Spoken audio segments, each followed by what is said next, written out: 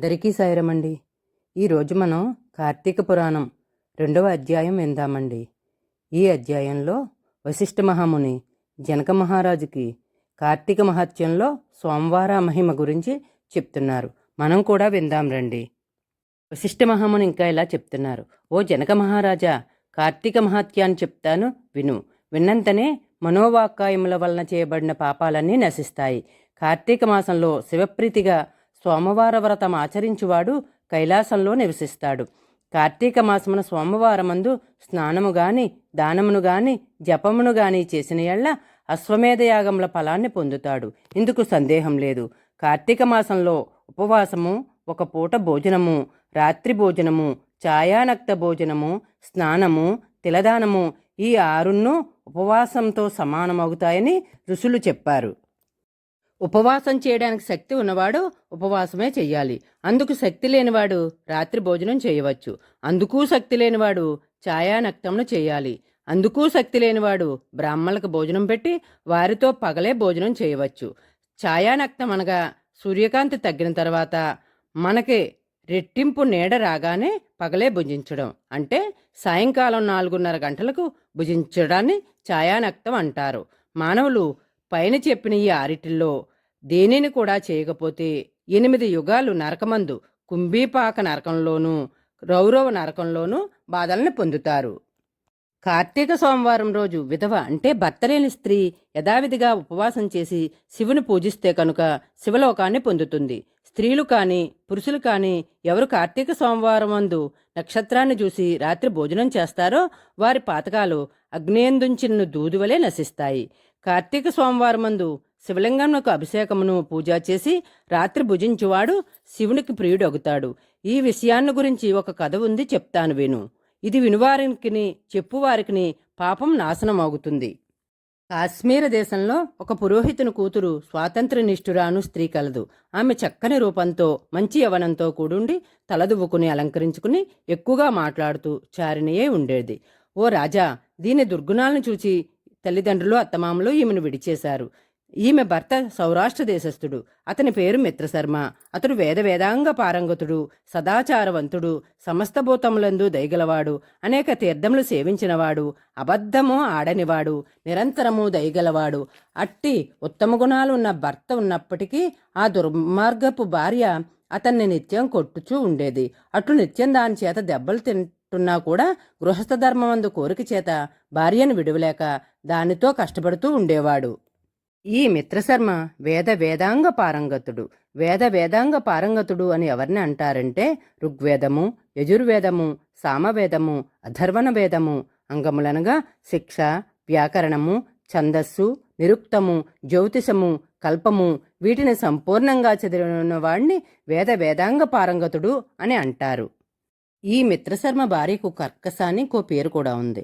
భర్త అయిన మిత్రశర్మ ఈమె ఎందున్న సంభోగ వాంఛ చేత ఈమె ఎందు అనురాగంతో ఉండేవాడు.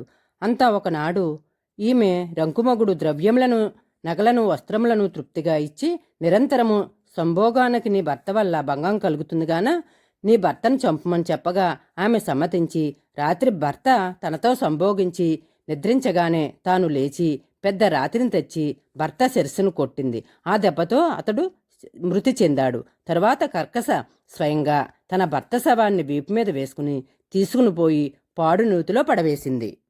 ఇట్లు భర్తను చంపి తరుణులను, పరస్త్రీ సంగమాభిలాషులను, కామశాస్త్ర ప్రవీణులను, వర్ణశంకరకారులను అయిన అనేక జాతి పురుషులతో ఆలింగ చుంబనాదులతో నిత్యం సంభోగం చేయుచూ ఉండేది.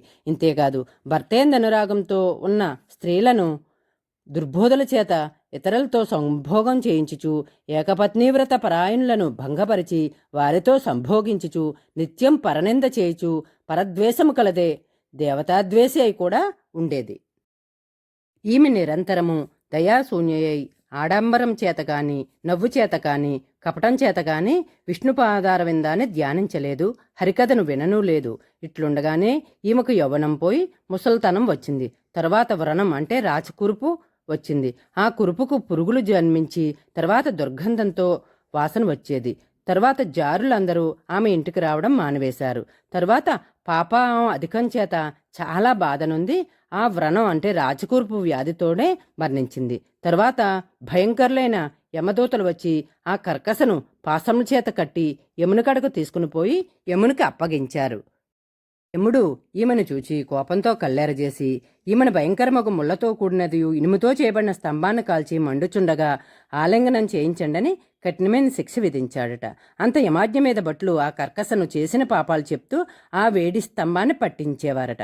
తర్వాత ఆమె పాదాలు రెండూ పట్టుకుని గిరగిరా త్రిప్పి రాతి మీద పెట్టి కొట్టేవారట. తర్వాత వేడివేడి రక్తాన్ని త్రాగించేవారట. సీసంను కాచి 2 చెవల్లో పోసారట. యమకింకర్లు యమాజ్ఞ చేత చిత్రగుప్తాజ్ఞ చేత అనేక నరక బాధలను పెట్టారు.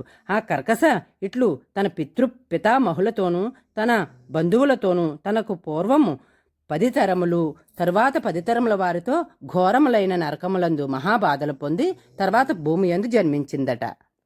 ఈ భూమి యందు 15 మార్లు కుక్కగా జన్మించిందట.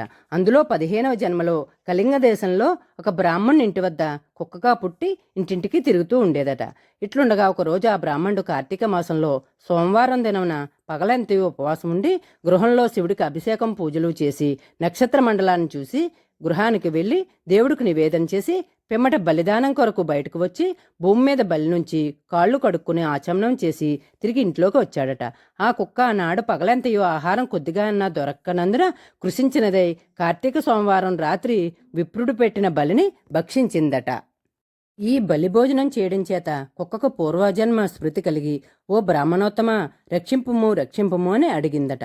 ఆ మాట విని బ్రాహ్మణుడు బయటకు వచ్చి ఆశ్చర్యంతో కూడినవాడై ఓ కుక్క నువ్వు ఏమి చేశావు రక్షింపమంటున్నావు అని అడిగాడట. అప్పుడు కుక్క ఇట్లా అన్నదట, ఓ బ్రాహ్మణోత్తమ విను, నేను పూర్వజన్మందు బ్రాహ్మణ స్త్రీల్ని ఎన్నో పాపాలు చేశాను, వర్ణ సంకరాలు చేశాను, అన్యపురుషులను మరిగి నిజభర్తను చంపాను, ఇలా మొదలైన పాపాలు అనేకాలు చేసి సచ్చి యమలోకానికి పోయి అచ్చట అనేక బాధల్ని పొంది తిరిగి భూమికి వచ్చి 15 సార్లు కుక్కగా జన్మించాను. చివరికి ఇప్పుడు నాకు ఈ జాతి స్మరణ కలిగింది. ఎట్లు కలిగిందో చెప్పు, విని తరిస్తాను అని అడిగిందట.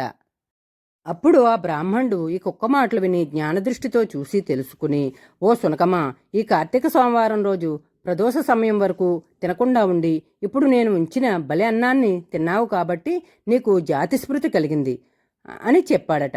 ఆ మాటలు విని ఆ కుక్క, ఓ బ్రాహ్మణోత్తమ, ఈ కుక్కజాతి నుండి నాకెట్లు మోక్షం కలుగుతుంది చెప్పమని బ్రాహ్మణ్ణి అడిగిందట.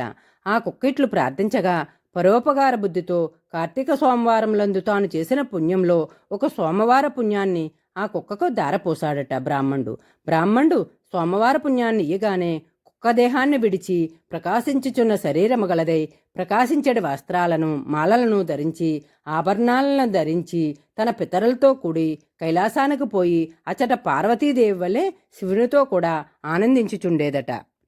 కాబట్టి కార్తీక మాసంలో సోమవార వ్రతము చేయదగింది.